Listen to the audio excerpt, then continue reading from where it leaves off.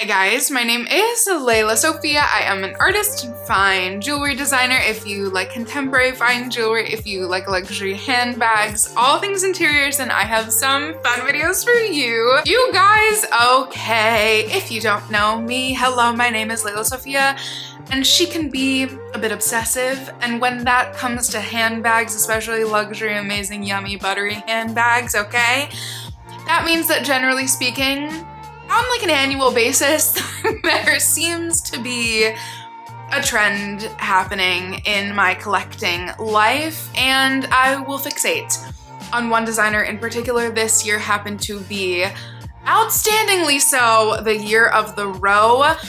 I was thinking, oh, it was half and half, you know? I bought one bag a month, 6 of my bags were from the row, and then Santa blessed me, okay? So your girl has 7 bags from the row that we're going to go through that I purchased this year.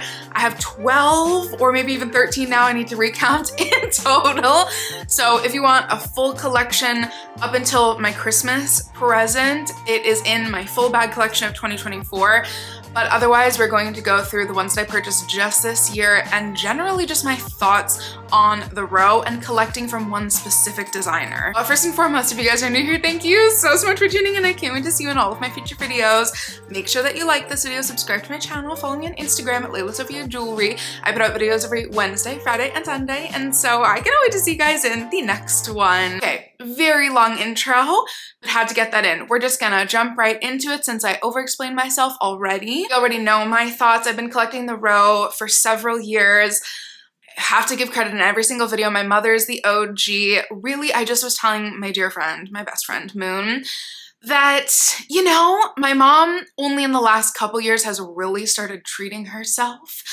But the row was the exception. The row for the last decade is what she splurged on because every single bag that she purchased from the row was her bag. It became the every single day bag that she could throw around and wear day to evening, anytime, anywhere, any place, any occasion. And so I really learned from that. So I have to give credit. So even though I've only been collecting for the last like couple years, I feel like I had a crash course from my mom, so I'm very grateful. So yes, I had 5 bags, I believe, prior to 2024. So this isn't like me starting my collection from the rows, but I really feel like this is finding my voice of purchases of bags, especially from the row. And the very first one, I think, is a really good representation of that because I'm deeming, which I'm gonna do an entire other video on, but I'm deeming 2024, like if 2023 was me really truly experimenting with my style, 2024 was me truly solidifying my style and putting into practice all the videos that I had made the year prior on finding your color and your designer. Exhibit A, my color happens to be brown. If you don't know, my color is brown. It's my favorite accessory color. I'm really just, I think it's always has been my staple bags for the last 12, something like that, years. I don't know, maybe like 13 years. I kind of feel like I'm aging myself, but what a blessing to age, you know? So weird conversation, get that out of the way. Yeah, it's really been my thing. And the row being by far my favorite brand, and this color, the Abbey bag was really just the perfect thing to go for. And it's kind of the perfect place to start.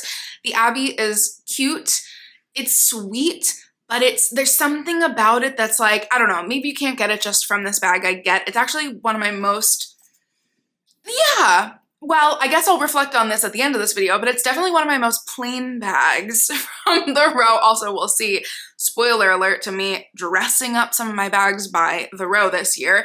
It's one of the most simple ones, and that in some sort of way like actually makes it kind of sexy to me and sleek. I really love it. It's not one of my most worn ones, I will say, but definitely when I first got it, I was wearing it all the time. And I just love how yummy this leather is getting. And then you have to leave room for the magic, okay? Because I have this really bad habit, in fact, like quite literally today, for no absolute reason, where like it was just Christmas, I'm not buying a bag, but sometimes you know, lightning strikes twice. And does that phrase even make any sense for what I'm trying to say? Sometimes magical things come up. And so Poshmark, eBay, The Real, and Vestiaire Collective, sometimes I just go, boop, let me just check and see if anybody dropped an archival piece by the row. Yeah, this was one of those occasions. This is from the very second year of the row creating bags. This is from the 2012 collection, I believe. I lovingly call it the Baguette bag because I saw an article that called it that from 2012, and honestly, I do not know the actual name. It's so chic. I'm actually, this is going to be controversial, I'm very happy that I have this instead of the Andiamo clutch, because even though maybe one day when there's 1,000 of the Andiamo clutches on Vestiaire Collective and The Real, I'll get one. This is the me version, I think. Like, it's so beautiful. Yes, do we all want the exotic dark green Kelly cut that Tamara has? Yes, we all do, okay? But we all, aka me, you know, that's, you know, maybe like in my 70s, maybe when I'm like living large and painting every day and doing ceramics, you know, like I will just randomly bust out the most insane. God only knows how much, you know, a bag like that would cost, but I'm not there, nor do I care to be, you know, it's not my vibe to be carrying that around. And so I'm very happy with this because until I can get some crazy Hermes Kelly cut, I love this. And it's such a true part of the row history, and it's so the row because it's so under the radar, truly nobody knows it. And then to a bag that I'm obsessed and I love her so much, my little butter yellow, the Row 90s bag. Okay, I am just over the moon with this thing. It is so cute. Yes, this is the start of, you know, several more that you'll see with bag charms, maybe just one more, but you know, you get the point. It's ridiculous, I'm aware. This is me finding my voice, loving minimal, very chic bags by the row, but then also really enjoying a more playful aspect, which I feel like a lot of us have found this year through bag charms. I'm sure through other ways, even like if you think about the Miu Miu sneakers, you know, with like double laces, like that's playful. Like, you know, there's something playful about it, and we love that for us. Play is the opposite of trauma, if you didn't know. We love that, okay? Actually enjoying yourself, actually having fun, and just like the tiny little things. I love this bag to pieces. It is one of the most unexpected colors for me that works so well. From the fall 2024 collection, this is the Rose Small Bindle bag, okay? It's so cute! Zin, either caramel or cinnamon. I honestly cannot remember the name. And we know I'm obsessed with the name, so I should do better. This, I think there was just something like so stupidly easy about this bag to me. I've always loved the original knotted bindle style, and this was so close to that. And even more minimal, so like a little bit more me, even something about it I really just loved at first. I really debated between this, the Sahara color, and then like the chocolatey suede, and I'm like truly, when I tell you, over the moon that I went for this color and the suede, like to die for. I just like, it's just kind of, I've said this every single time I've talked about it, it's the easiest, stupidly simple, could most likely go with any singular outfit bag that I think I own. And for myself for my birthday, I magically came across, I think, one of the most iconic bags and one of the most like, if you know, you know, but also really just this actually did have a very mainstream moment when it first released, however many, like 8 to 10 years ago, something like that. This is the Row Ascot bag. I would say low-key a bit infamous. She had a moment in the tabloids, okay? You can still Google the Row Ascot bag and find purse blogs about it and find, you know, celebrities spotted in the row. I think this was, I attribute this bag personally, so I could be wrong. I give this bag a lot of credit for the Rose famedom, that and the double circle bag, I think, but I think more so the Ascot. I'm thrilled to have her in this red. Yes, it's the most unexpected color, even less expected, sorry, even more unexpected, even less expected than the butter yellow. But for the only bag in my entire collection, I can confidently say that, the only bag in my entire collection that is purely evening, I think the red truly works, and it is the perfect shade of red. Just two more and then we'll get into what I learned, okay? Because this is a learning lesson today for myself mainly, and hopefully this is helpful. This bag, again, see, so funny. So funny. I had this bag in my cart instead of the small bindle bag. And for some weird reason, I went with the small bindle. I think I probably assumed I would get this at some point and didn't know what color. I'm so happy I went with the color that was my gut instinct at first. Eventually, it just took me a bit longer to get there. The round 90s was a bit more of a slow burn, and that only happened...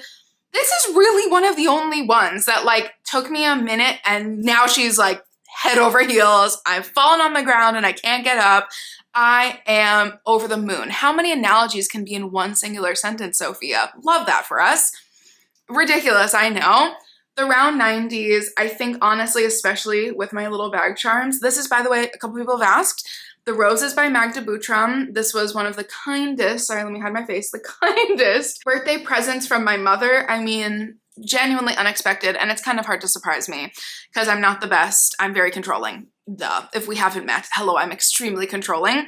And then I love this, just like my true love of Skull Panda. This, I think, is like one of the best marriages between truly the 90s and the round 90s, the pairings I'm kind of obsessed with, and my Loro Piana. If I do say so myself, the round 90s, when I saw it in person, I debated, and then I saw it in person again, and it wasn't until I think I was seeing images of it styled by just like some of the coolest people I've ever seen on the internet that I was like, what am I doing? Like, I think something about it seems so like me that I was like, I already have things like that. No, again, stuck to this year, which I don't think, you know, which I think I'll really keep in mind, but I stuck very hard to, if it works, it will work, you know, like I think I'm always like, oh, but let me try it in another color and let me experiment with something else and let me get something I don't have. No, I will wear this, and I will also wear my Abbey, and I will also wear my Loro Piana. I will wear tiny little chocolatey brown bags, and that's my lesson apparently. And to what one might say, the belle of the ball is, okay, I haven't even had this in my collection for more than 5 days, okay? This is like, it's really exceptional in my humble opinion, so let me just get right to it. The Rose Sophia 8.75 in the color Kiwi is maybe, I was about to say the craziest statement. I'd say I'm gonna go ahead and be very like nice. I'd say she's in the top 3 of the best things I've ever gotten in my entire life. Like, it is so perfect. It's just so perfect. This is one where I could easily be like, I could kind of just have this bag.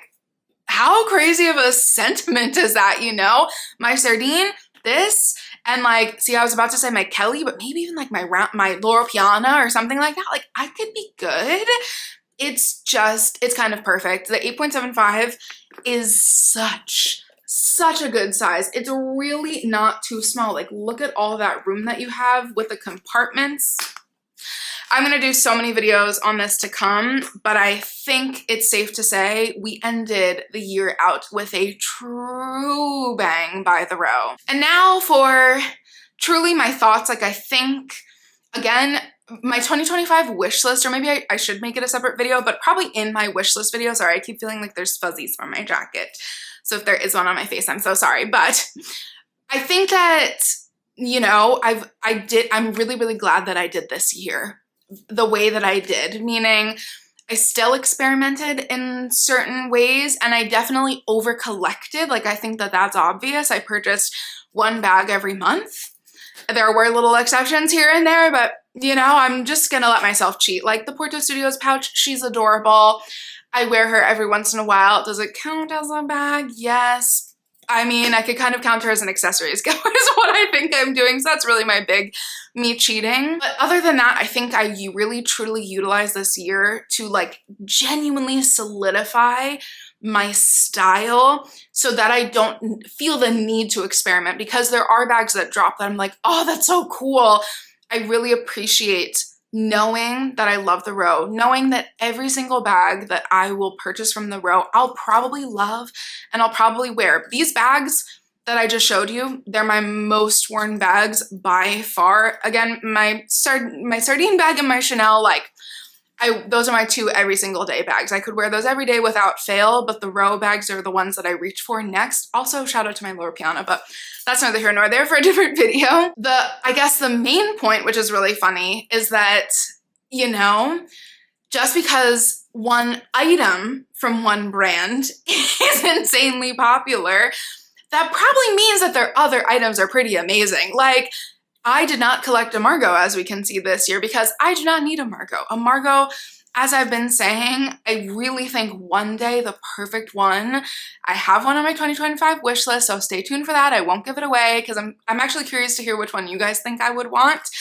But a Margot just does not, it's not for my lifestyle right now. I don't need to take my laptop anywhere, and I don't have kids yet. God willing, one day in the next couple of years, you know, like, I don't need to just stuff things in. I'm super minimal. I'm super sleek. And all I do is go to art galleries and dinners. That's the only thing. Otherwise, I'm literally out walking with my dog. And so I like little pop around bags. But I think that there's kind of something really cool in that, knowing that, okay, so the Margot had the craziest year of all time. That probably means that other bags by that same brand are just as iconic. And it's not like collecting the ones that I collected to be different. It's showing the variety, the quality, and I hope showing just like how actually useful and beautiful their other styles are. It sounds like I wish, you know, they notoriously do not do this, but it sounds like I'm like an ad for the row right now. The best part, of course, is using the pre-loved market because no, you know, this year I collected more, which is like, you know, I've always been very proud to be very pro pre-loved market and really only buy things through the pre-loved market, but several of these bags are new from store. So, you know what? I give that to myself, but that also indicates how in love I am. But all of that is to say that you still really can use the pre-loved market to find your holy grail bags and then also experiment. You know, you never know when a 2012 Baguette bag is going to show up. I can't wait to hear your thoughts. What were your favorite? First of all, this is a real question to kind of selfishly to make me feel better. Have you ever been so obsessed with a brand that you just continuously fall into it, like that you just really hyper fixate? I've done this with Givenchy, Riccardo Tisci era, and Daniel Lee for Bottega, especially, where I collected like 6 to 7 bags from one designer at one singular house at a time. And clearly this year it is the row. However, I think these have a little bit more longevity in my collection. Has this ever happened to you, or am I the only one? I can't wait to hear your thoughts, and I cannot wait to see you in my next one. Bye guys.